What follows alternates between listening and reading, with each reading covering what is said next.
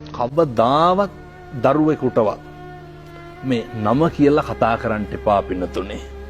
කතා කරන්න කටපුරා මගේ දුවේ මගේ පුතේ කියලා. මේක මේ ආදරයත් එක්ක කරන්න ඕනේ ගනුදෙනුව. මේ අලුත් પરම්පරාවට ආමන්ත්‍රණය කරන්න ඕන විදිය හරි වෙනස්. මේ අලුත් પરම්පරාව ඒව වැළඳ ගන්න විදිහත් හරි වෙනස්. බොහොම සංවේදී දායක සිද්ධිය අපිට නිරන්තරයෙන් ඇහෙනවා. ඉස්සර ගුරුවරු දඬුවම් කරපු විදිය.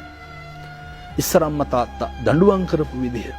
අද ඕන තරම් ඔබතුමාලගේ නාලිකාවල ප්‍රවෘත්ති වලට කියනවානේ ජංගම දුරකථනය පාවිච්චි කරන්න එපා කිව්වා කියලා දරුවා බෙල්ල වල දාගන්නවා.